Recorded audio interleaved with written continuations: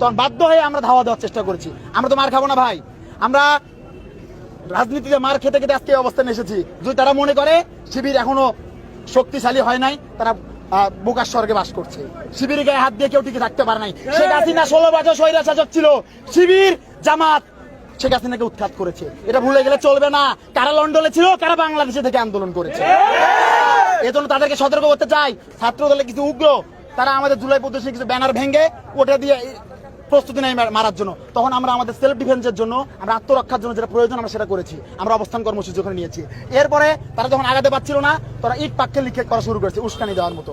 যখন আমরা দেখেছি গত 16 জুলাই 2024-এর আন্দোলনে যখন ছাত্রলীগ ভিতর থেকে নিক্ষেপ করছিল, এরপর ছাত্র জনতা কিন্তু গেটে আক্রমণ করছিল। ঠিক একই কায়দায় ছাত্রদল ছাত্রলীগের ভূমিকায় আজকে শিবিরের কাছে ইট পাটকে নিক্ষেপ করেছে।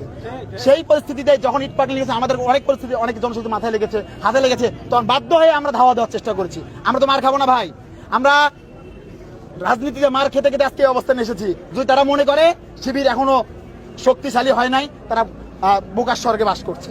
শিবির গায়ে হাত দিয়ে কেউ টিকে থাকতে পারে নাই। শেখ হাসিনা 16 বছর স্বৈরা শাসক ছিল, শিবির জামাত শেখ হাসিনাকে উৎখাত করেছে। এটা ভুলে গেলে চলবে না। কারা লন্ডনে ছিল, কারা বাংলাদেশে থেকে আন্দোলন করেছে। এজন্য তাদেরকে সতর্ক করতে চাই। যদি ক্যাম্পাসে সহাবস্থান চান, সুষ্ঠু ধারার রাজনীতি চান, তাহলে অবশ্যই আপনাদেরকে সম্মানসূচক আচরণ করতে হবে এবং কোঅপারেটিভ হতে হবে। উভয়ের ভুল ত্রুটি সমালোচনা সামাজিকভাবে নিতে হবে, গঠনমূলকভাবে নিতে হবে। আমি এই ঘটনার সুষ্ঠু তদন্ত চাই এবং বাংলাদেশের রাজনীতিতে সুষ্ঠু একটি ধারার রাজনীতি চালু হোক। বাংলাদেশের মানুষ ছাত্রলীগ স্টাইলের রাজনীতি চায় না।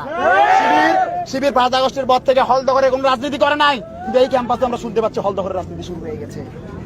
তো আমাদের দাবি দেওয়া একটাই, আমরা সুষ্ঠু বিচার চাই। আমরা কেন আহত হব? আমরা একই ক্যাম্পাসে পড়ি, সকাল হলে আমাদের একই ফ্লোরে থাকি, কেন আমাদেরকে অতর্কিত হামলা করা হবে?